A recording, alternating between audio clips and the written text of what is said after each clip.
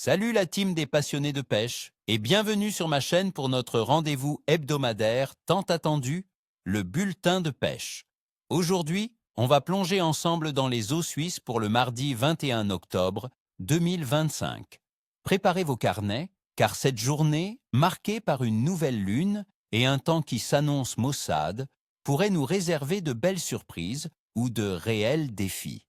Je vais vous livrer, avec mon expérience de vieille loup de mer, toutes les clés pour comprendre le comportement de nos amis à nageoires et transformer ce pronostic en une session inoubliable. On va décortiquer la météo, la température de l'eau, la lune et l'activité des poissons, pour que vous sachiez exactement où lancer votre ligne et avec quelle approche. C'est parti pour le grand débriefing. Et croyez-moi, ça va être passionnant. Mes chers amis, la perche est sans conteste l'un des poissons les plus gratifiants à traquer en automne en Suisse. Avec l'eau qui se refroidit, nos perches zébrées se regroupent pour former de grands bancs. Le 21 octobre, cherchez-les principalement sur les cassures nettes et les plateaux rocheux, à des profondeurs allant de 6 à 12 mètres. Ces zones offrent à la fois des abris et un accès aux poissons fourrage. De mon expérience, les bordures des herbiers immergés ou les piliers de pont sous l'eau sont également des points chauds. Pour la technique, je vous conseille vivement le drop shot avec des petits leurres souples, type finesse ou grube, de 7 à 10 cm, animés très lentement au-dessus du fond.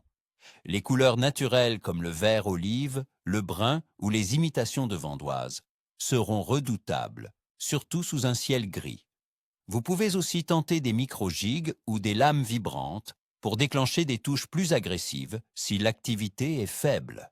Ah, le brochet. Ce géant des eaux suisses sera lui aussi à l'affût en ce mois d'octobre.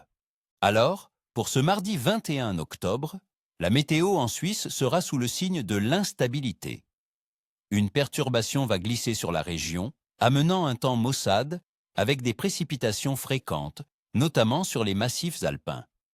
Les températures de l'air se situeront entre 12 et 14 degrés Celsius en matinée et pourraient atteindre 15 à 17 degrés Celsius l'après-midi dans les vallées. Le vent soufflera modérément du sud-ouest. Ce régime de basse pression et ses variations peuvent rendre les poissons un peu plus lunatiques. Une baisse de pression progressive incite souvent les poissons à se nourrir activement, tandis qu'une chute brutale peut les rendre apathiques.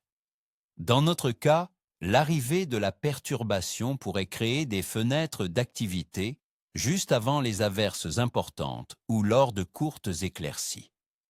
Restez vigilants et opportunistes.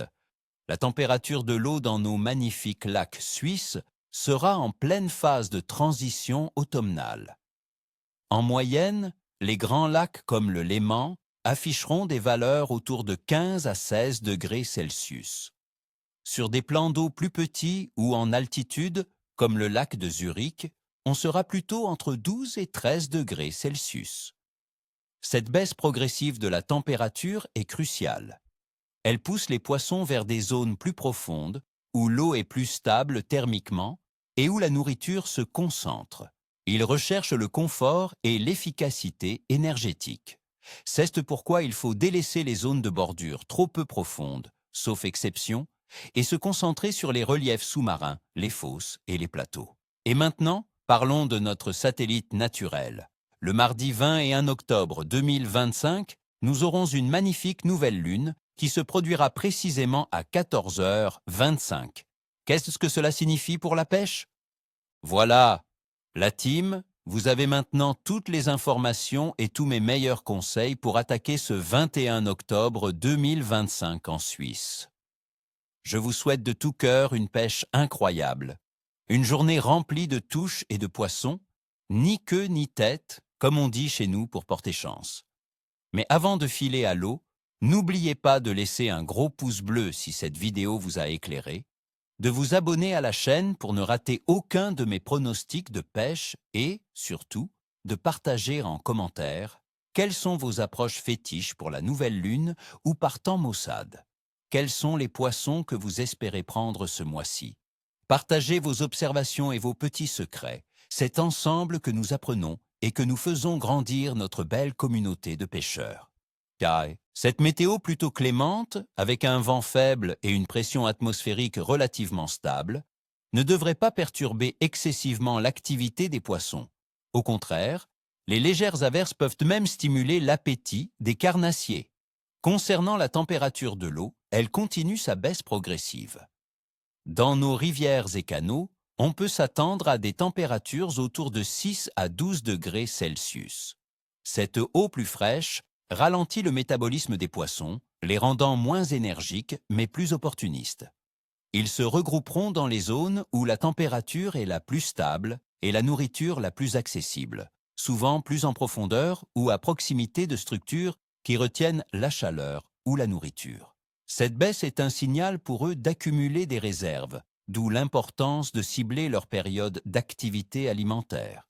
Et la Lune, me direz-vous? Eh bien, le 21e octobre 2025 marquera la nouvelle Lune, précisément à 14h25.